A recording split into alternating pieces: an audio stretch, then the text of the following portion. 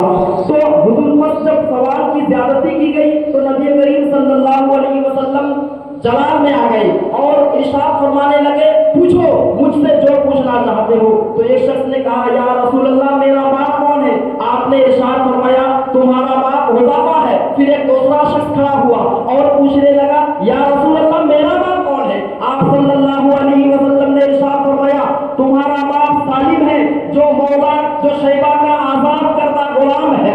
پس جب حضرت عمر رضی اللہ تعالیٰ عنہ نے نبی کریم صلی اللہ علیہ وسلم کے چہرے میں ناراضگی کے آثار دیکھے تو عرض کرنے لگے یا رسول اللہ صلی اللہ علیہ وسلم ہم اللہ تعالیٰ کی بارگاہ میں آپ سے اس قسم کے سوالات کرنے کی وجہ سے توبہ کرتے ہیں. اور امام بخاری ایک اور روایت پیش کرتے ہیں جس میں یہ ہے کہ حضرت ابو بکر صدیق حضرت عمر فاروق رضی اللہ تعالیٰ عنہ گھٹنوں پہ بل بیٹھ گئے اور عرض کرنے لگے ہم اللہ کے رب ہونے اسلام کے دین ہونے اور محمد صلی اللہ علیہ وسلم کے نبی ہونے پر راضی ہے. تو آپ صلی اللہ علیہ وسلم کا غصہ کچھ ٹھنڈا ہو گیا.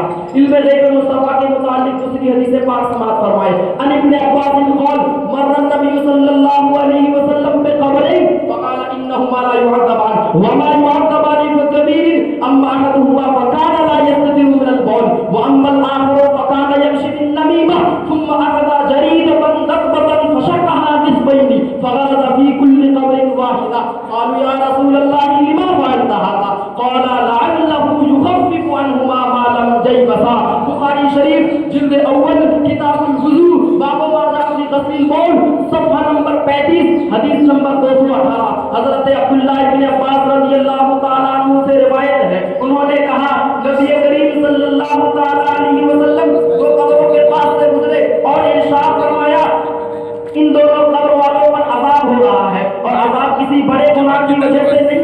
ان میں سے ایک پیشاب کے چھینٹوں سے نہیں بچتا تھا اور دوسرا جبل گوڑی کیا کرتا تھا. پھر آپ صلی اللہ تعالیٰ علیہ وسلم نے کھجور کے ایک تر شاخ لیے اسے دو حصے میں منقسم فرمایا اور ہر ایک قبر پر ایک کو نصب فرما دی. صحابہ اکرام نے عرض کیا یا رسول اللہ آپ نے ایسا کیوں فرمایا؟ اس میں کیا فائدہ ہے؟ آقا کریم صلی اللہ تعالیٰ علیہ وسلم ارشاد فرمانے لگے جب تک یہ خشک نہ ہوں گے عذاب میں تکلیف ہوتی رہے گی.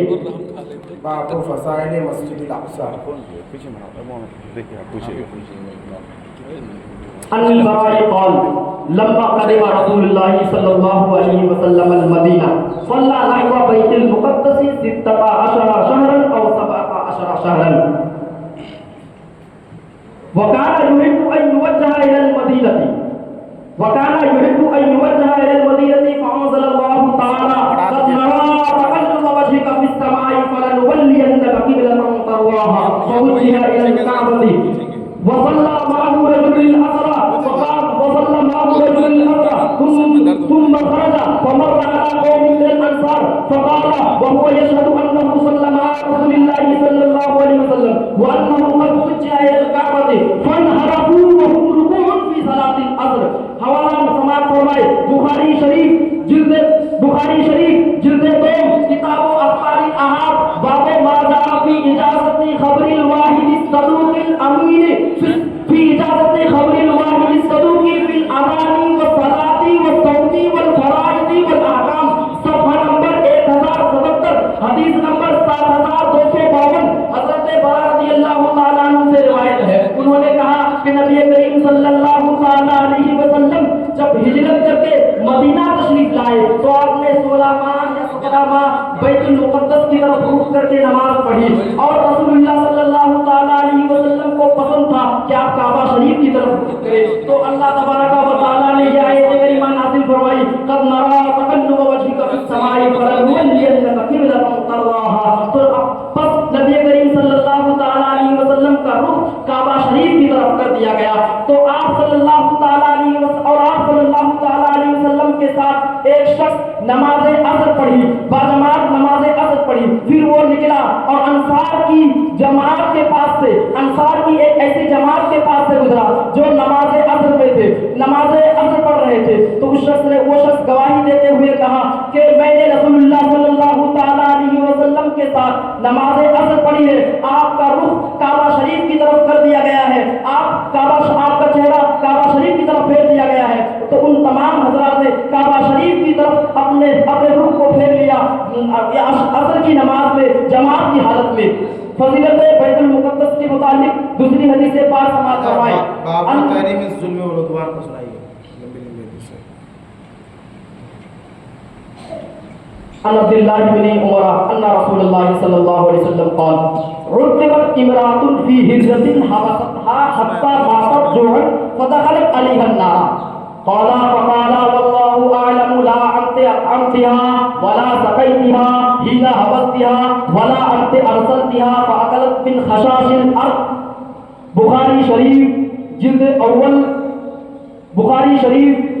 اول کتاب المظالم باب بخاری شریف جلد اول کتاب المزاقات باب فضل ثقیل ما صفحہ نمبر 318 حدیث نمبر 2365. حضرت عبداللہ بن عمر رضی اللہ تعالیٰ عنہ سے روایت ہے, انہوں نے کہا کہ نبی کریم صلی اللہ تعالیٰ علیہ وسلم نے ارشاد فرمایا ایک عورت کو ایک بلی کی وجہ سے عذاب دیا گیا. ایک عورت ایک بلی کی وجہ سے عذاب میں گرفتار ہو گئی جس نے اسے باندھ کر رکھا اور نہ اسے کھانے کو دیا اور نہ پینے کو دیا, یہاں تک کہ وہ بھوک کی وجہ سے مر گئی.